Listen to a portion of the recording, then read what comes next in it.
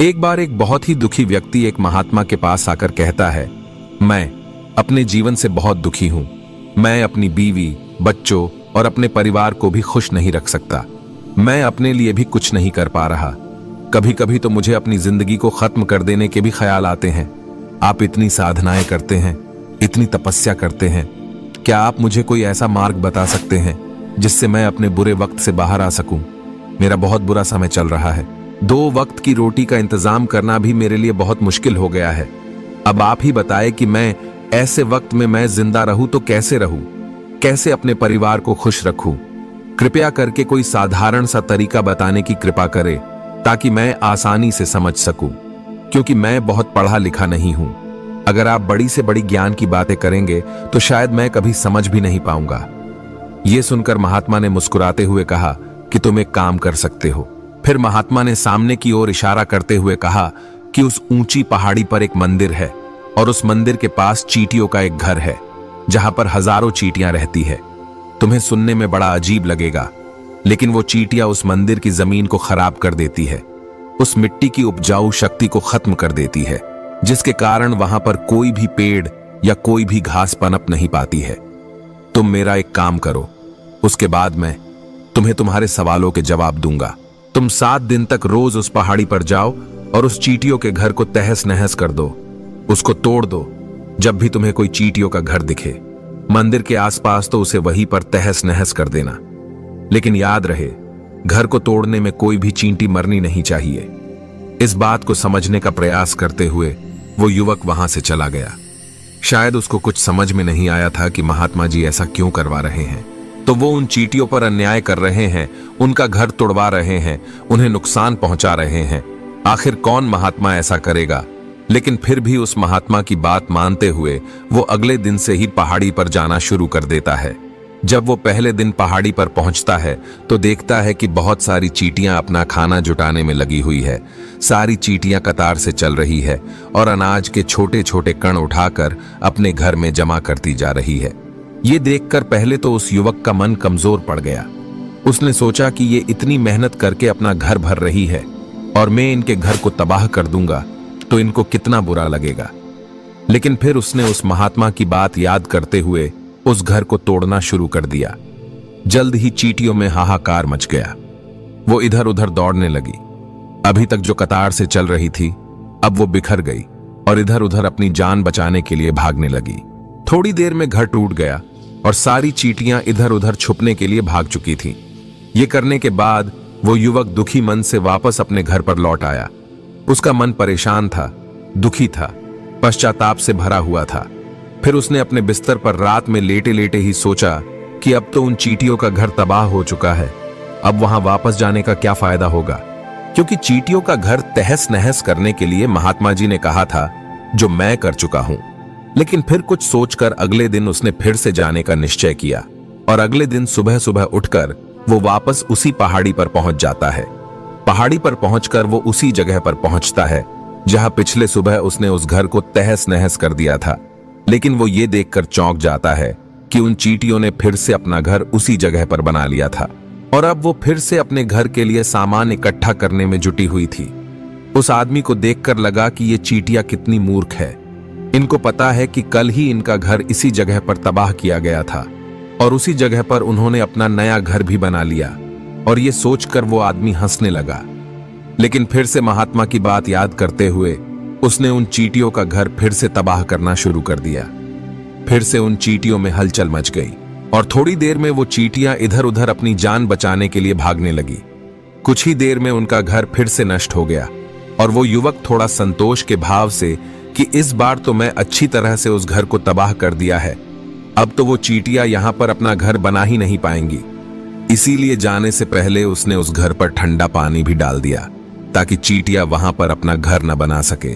और इस तरह अपना कर्म पूरा करके वो युवक फिर से अपने घर लौट आया। आज रात में सोते वक्त फिर से वो युवक यही सोच रहा था कि क्या महात्मा ये सही काम करवा रहे हैं? क्या किसी का घर तबाह करना किसी सिद्ध पुरुष को शोभा देता है? क्या हो अगर वो महात्मा सिद्ध पुरुष हो ही ना, क्या होगा अगर वो मुझे बेवकूफ बना रहे हो? लेकिन फिर उसने निश्चय किया कि मैं अपने काम को पहले पूरा कर लेता हूं। उसके बाद ही पता चलेगा कि महात्मा मुझे से ऐसा क्यों करवा रहे थे, और यही सोचकर वो रात में सो जाता है। अगले दिन सुबह उठकर वो फिर से उसी पहाड़ी की ओर निकल जाता है। पहाड़ी पर पहुंचकर वो उसी जगह पर पहुंचता है जहां पर उसने उनके घर को तबाह कर दिया था, और वो ये देखकर खुश हो जाता है कि वहां पर कोई भी घर नहीं था। सारी चींटियां वहां से भाग चुकी थी। अब उसने सोचा कि अब मेरा रोज रोज आने का क्या फायदा होगा, क्योंकि चींटियां तो अपना घर बदल चुकी है, और महात्मा जी ने मुझे 7 दिन आने के बाद कहा था, लेकिन आज तो तीसरा ही दिन है। अब बाकी 4 दिन वापस आने का क्या फायदा होगा। और यही सोचकर उसने निश्चय किया कि यहां से वो सीधा उसी महात्मा के पास जाएगा और उनको ये सारी खबर बता देगा। जब वो वापस मुड़कर उस पहाड़ी से उस महात्मा की कुटिया की तरफ जाने लगा, तभी अचानक उसकी नजर एक और घर पर पड़ी, जो कि चींटियों का ही बनाया हुआ था। मतलब कि वो घर चींटियों ने ही बनाया था, और अब वो चींटियां नए घर में वास कर चुकी थी। ये नया घर उनके पुराने घर से थोड़ी ही दूरी पर था, और जब उसी युवक की नजर उस घर पर पड़ी तो उसने सोचा कि शायद महात्मा को पता था कि ये चींटियां अपना घर यहां से बदलकर किसी दूसरी जगह पर बना लेगी, इसीलिए उन्होंने मुझे 7 दिन आने के बाद कहा था। और ये विचार करके वो उनका नया घर भी तोड़ने के लिए पहुंच जाता है। जब वो वहां पहुंचा तो चींटियां उसी तरह अपने कार्य में लगी हुई थी। वो अपने लिए खाना इकट्ठा कर रही थी और अपने घर में जमा कर रही थी। जब पुराना घर टूटा था, वहां भी अनाज के कण बचे हुए थे, और चींटियां वहां से भी अनाज इकट्ठा कर करके वापस अपने नए घर में ला रही थी। अब यहां पर फिर से युवक का मन थोड़ा कमजोर पड़ गया, क्योंकि वो खुद भी कमजोर था, खुद भी वक्त का मारा हुआ था। इसीलिए उसके मन में उन चींटियों के प्रति दया का भाव उमड़ रहा था। उनके ऊपर उसे दया आ रही थी। वो चाहता था कि उनकी मदद करे, लेकिन वो उल्टा उनको नुकसान पहुंचा रहा था। लेकिन उस महात्मा की बात को याद करते हुए उसने फिर से उस घर को तोड़ने का निश्चय किया, और उसने इस बार बड़ी ही सावधानी के साथ बिना किसी चींटी को कोई नुकसान पहुंचाए वो घर तबाह करना शुरू कर दिया। वक्त थोड़ा ज्यादा लगा, क्योंकि किसी भी चींटी को नुकसान न पहुंचने की शर्त महात्मा ने पहले ही रखी थी। इसीलिए उसको बड़ी सावधानी के साथ उन घरों को तबाह कर रहा था। लेकिन आखिरकार उसने उस घर को भी तबाह कर दिया, और उस घर को तबाह करने के बाद वो बड़े ही दुखी मन से, इस बार वो पहले से भी ज्यादा दुखी था, क्योंकि उसने उनका नया घर भी तोड़ दिया था। वो उन चींटियों को बसने ही नहीं दे रहा था, और वो अब अपने आप को शैतान या दानव समझने लगा था। लेकिन फिर भी उस महात्मा की बात को मानते हुए वो अपने घर पर दुखी मन से वापस आ गया। रात में सोने से पहले एक बार उसने फिर से सोचा कि मैं कितना बड़ा शैतान हूं, कितना बड़ा दानव हूं। पुराना घर तो छोड़ो, मैं उन चींटियों को कहीं भी बसने के लिए कोई जगह ही नहीं दे रहा हूं। वो चींटियां मेरे बारे में क्या सोचती होगी? वो कितना बड़ा दानव होगा उस परमात्मा को जो मेरे द्वारा ये काम करवा रहा है। लेकिन फिर भी उसने अगले दिन जाने का निश्चय किया, और अगले दिन सुबह सुबह वो फिर से वहां पर पहुंच गया। वो ये देखकर फिर से आश्चर्यचकित रह जाता है कि इस बार चींटियों ने एक और नई जगह पर अपना घर बना लिया था। वो तो पहले से भी ज्यादा ऊर्जा के साथ काम कर रही थी, और उन्होंने एक रात में पहले से भी बड़ा घर बना लिया था, और अब वो फिर से अपना अनाज और खाना इकट्ठा करने में जुटी हुई थी। ये देखकर उस आदमी को लगा कि ये चींटियां किस मिट्टी की बनी हुई है। मैं उनको बार बार यहां से भगाने की कोशिश कर रहा हूं, और ये वहीं पर अपना घर बना लेती है। क्या इनको पता नहीं है कि मैं यहां पर कभी भी बसने नहीं दूंगा? ये चींटी है, दिखने में इतनी छोटी है, लेकिन फिर भी ये मुझसे हार नहीं मान रही है। बड़ी ताज्जुब की बात है। और इस बार उसने गुस्से में उस घर को तहस नहस करना शुरू कर दिया। लेकिन इस बार तहस नहस करते हुए कुछ चींटियां वहीं पर मर गई, उसके पैरों तले कुचल दी गई। कुचलने के बाद जब वो अपने अहंकार से बाहर आया तो उसने देखा कि गुस्से में उसने उन चींटियों को कितना क्षति पहुंचा दी है। उसका मन पश्चाताप से भर गया, और वो रोता हुआ अपने घर की तरफ बढ़ गया। रात में सोते वक्त उसने सोचा कि मैं उन चींटियों पर बहुत ज्यादा अत्याचार कर रहा हूं, अब इससे ज्यादा अत्याचार मैं नहीं कर पाऊंगा। और यही सोचकर वो अगले दिन उन चींटियों के लिए अपने घर से थोड़ा आटा लेकर उसी पहाड़ी पर पहुंच जाता है। आज उसके मन में उन चींटियों के प्रति श्रद्धा का भाव था, दया का भाव था। आज वो उनकी मदद करना चाहता था, और जब वो वहां पर पहुंचा तो चींटियां फिर से अपने नए घर को बनाने में जुटी हुई थी।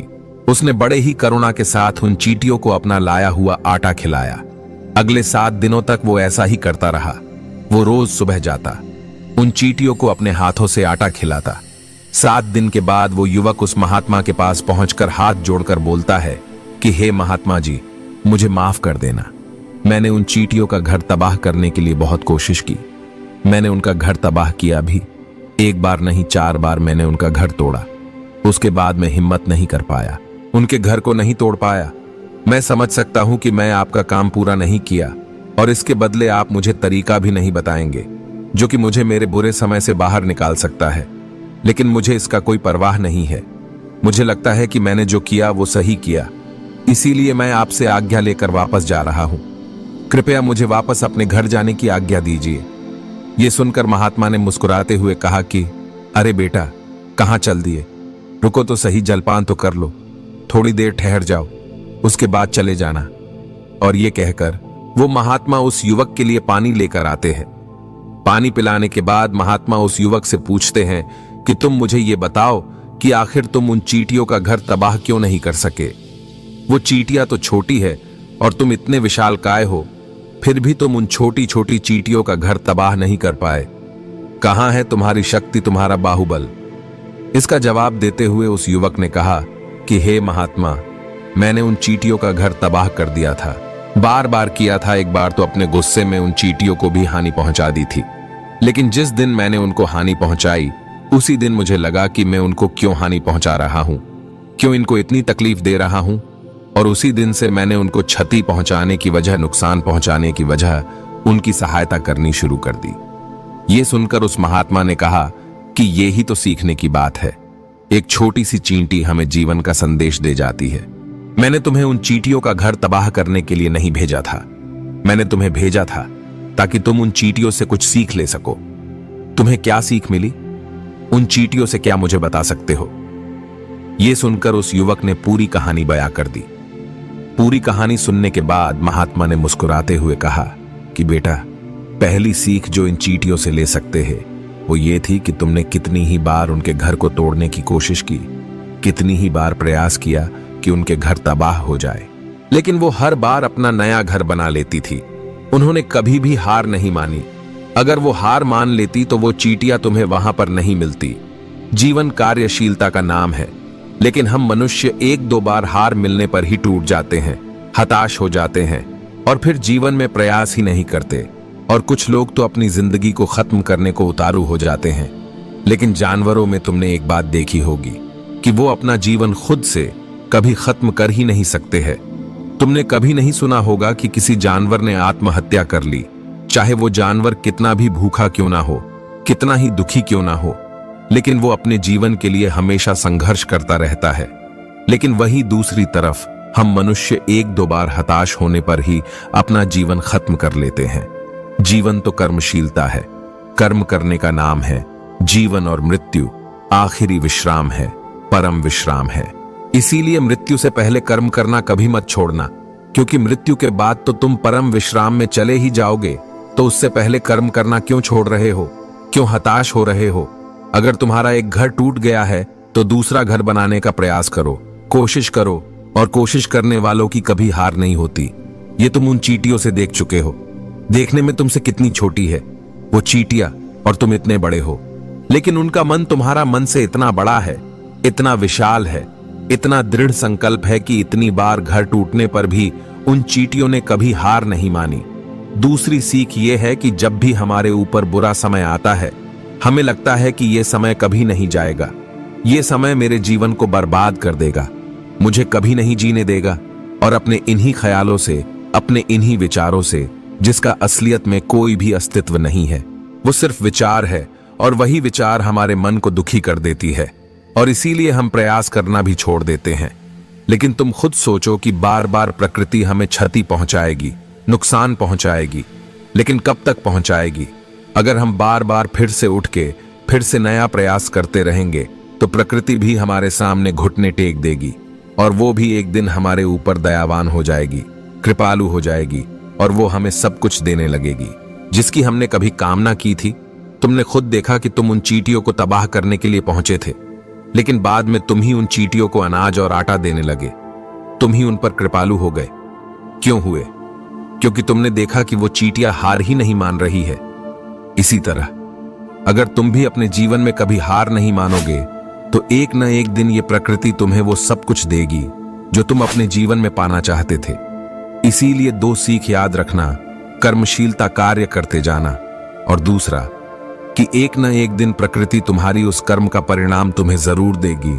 तो दोस्तों, मैं आशा करता हूं कि आपको इस वीडियो से काफी कुछ सीखने को मिला होगा। तो फिर मिलते हैं अगले वीडियो में।